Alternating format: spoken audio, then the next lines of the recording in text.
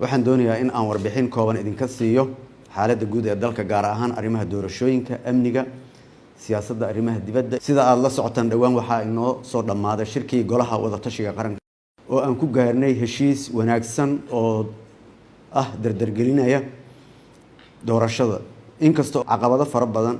naloo dhigay, haddana alxamdulillaah waa guuleystay shirkaasi, wuxuuna dejiyey dhammaan qulubta shacabka Soomaaliyeed. Sidaas awgeed dhammaan wasiirada waxaan farayaa in laga shaqeeyo sidii aan u dhammaystiri lahayn arrimaha doorashooyinka oo ah shaqada ugu weyn ee inoo taalo dhammaan. waxaan rabaa halkan inaan uga mahadceliyo dowlad goboleedyada xubnaha ka ah dowladda federaalka, shacabka Soomaaliyeed meel kastoo ay joogaan, musharaxiinta xilka madaxweynaha, bulshada rayidka, beesha caalamka iyo women ambassadorska oo nagala qayb galay dhammaan, oo dhammaantoodna ay muujiyaan isgarab istaag iyo faham adag. sida aad la socotaan, shirkii markaan bilownay golaha wada tashi kumaana degdegin inaan qaadano qoraal ama statement ama go-aankii ugu dambeeyey. waxaan bilownay inaan la fariisano dhammaan stakeholders ay ugu horeeyaan musharaxiinta. waan dhageysanay cabashadoodii, waan dhageysanay taladoodii, waan dhageysanay wixii ay qabeen, waana ka qaadanay. sidoo kale waxaan dhageysanay saaxiibada beesha caalamka, talooyin ay noo soo jeediyeen, waana ka qaadanay. waxaas oo documentin way nagu soo wareejiyeen. sidoo kalena waxaan la kulannay bulshada rayidka ah iyo women ambassadorska oo iyagana noo soo gudbiyey aaradooda iyo fikirkooda ku aadan iyo doorashada iyo daahfurnaanteeda. kadib shirkii ayaa noo bilowday annagoo ka duulayno dhammaan saaxiibadeen fikradihii wanaagsanaa iyo talooyinkii ay noo soo jeediyeen. intii badneed oo ugu badneed waa qaadanay, waxaana isku afgaranay inaan doorashada u qabanno una qorno sida ugu daahfuran uguna wanaagsan. qoraal ah ayaan sameynay doorashada ku saabsan iyo amnigeeda. muddo maalmaha waa isjiijiideynay, laakiin markay naga soo dhammaatay annagoona go-aan qaadan ayaa haddana waxaan go-aansanay inaan la kulanno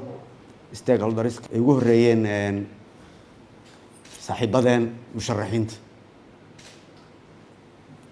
waan ka wada tashanay wixii aan ku heshiinay inaan 99% qaadanay ayaan u sheegnay. wax kale nagu kordhiyeen, sidii talada ay soo jeediyeen sideedii aan u qaadanay. sidoo kale waxaan la kulannay saaxiibada caalamka, beesha caalamka ee Soomaaliyeed iyo bulshada rayidka iyo women ambassadorska. intay soo jeediyeen sideedu ayaan u qaadanay, oon u dhignay documentigii, statementigina sidaas uu ku soo baxay. si loo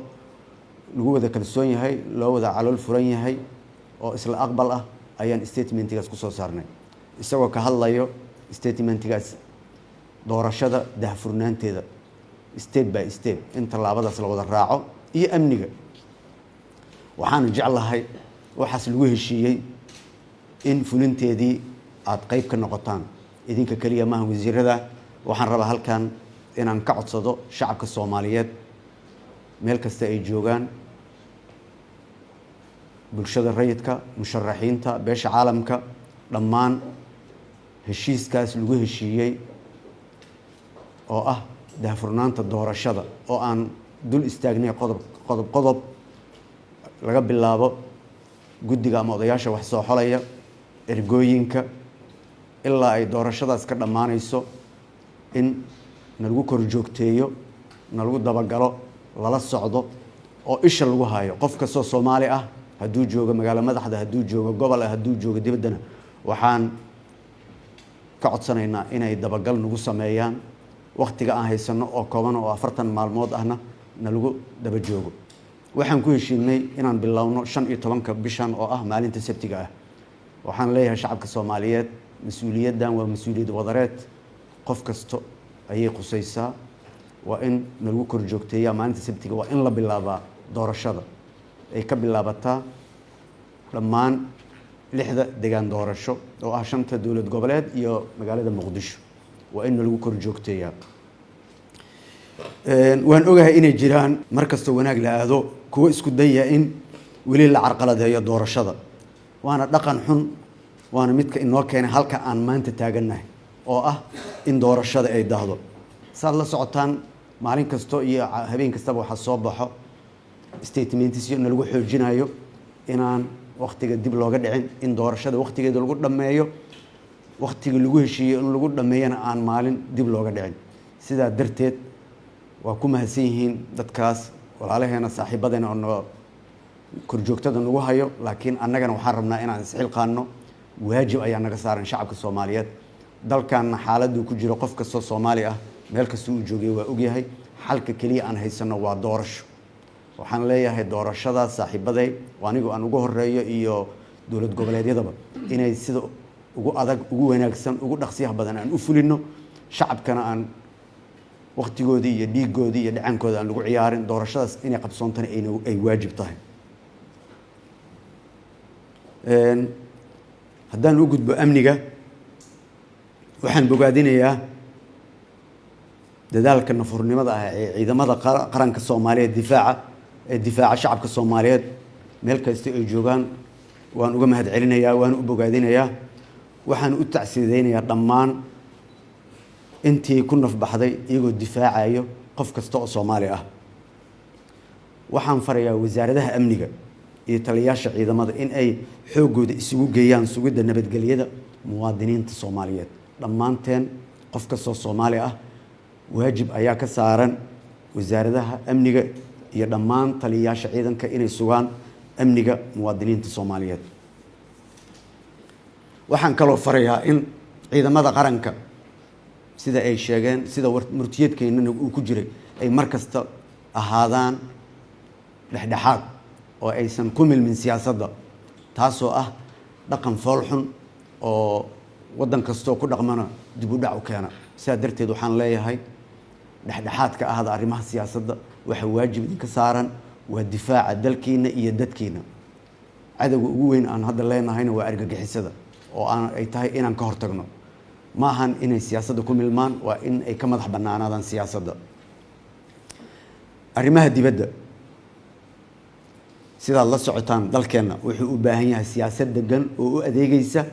maslaxadda ummadda Soomaaliyeed sidaa awgeed waxa inaga go'an tahay in aan wanaajino xiriirka aan la leenahay caalamka gaar ahaan dalalka aan la leenahay xiriirka ganacsi waxbarasho iyo socdaal inagoo markasta tixgelinayna halka ay ku jirto maslaxadda ummadda Soomaaliyeed saad la socotaan suurtagal ma aha in aan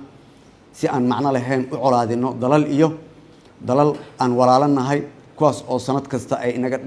dhaxmarto balaayiin dollar sidoo kalena marin iyo degaan u ah qaybta ugu weyn ee ganacsigeena dibadda marka dal ka ra'iisul wasaare ahaan ka wasiirad ahaan iyo ka xukuumad ahaanba annaga cid aan dagaal u qabno ma jirto dalka Soomaaliyeedna cid kasto walaalo u leeyahay saaxiib leeyahay waa inaan xiriir wanaagsan la yeelanaa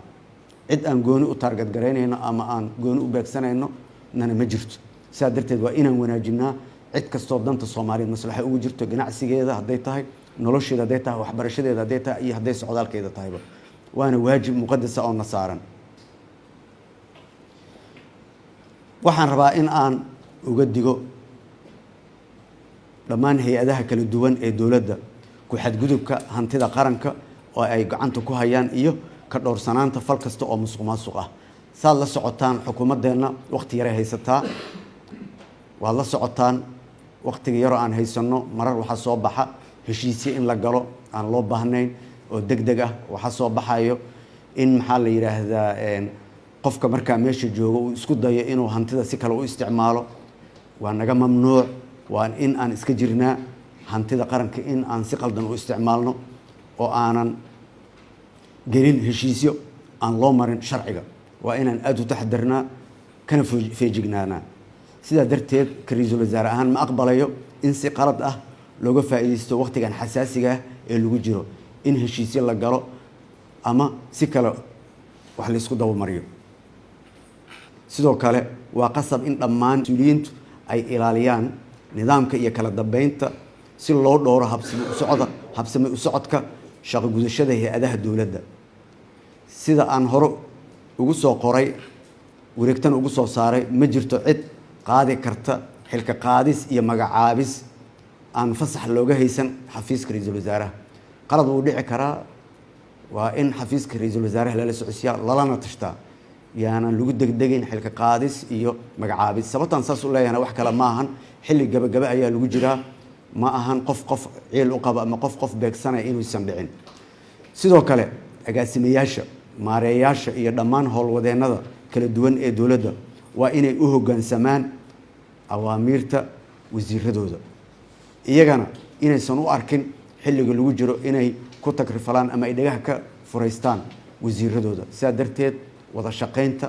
xafiisyada dawladda muhiim ayuu xilligan yahay Premier Wallet waa application cusub oo uu ku keenay Premier Bank faa'iidooyinka Premier Wallet waxaa ka mid ah waad iska diiwaangelin kartaa adigoo jooga goobtaada dadkaan account-ka ku lahayn bangiga Premier waa ay iska diiwaangelin karaan Premier Wallet dukaamada iyo ganacsiyada kala duwan ayaad wax uga iibsan kartaa lacagaha waxbarashada caafimaadka korontada ayaad ku bixin kartaa lacag ayaad u diri kartaa qof kale laguguna soo diri karaa si fudud account-kaaga iyo Mastercard-kaaga Premier Bank ayaad ku xiran kartaa kana maamulan kartaa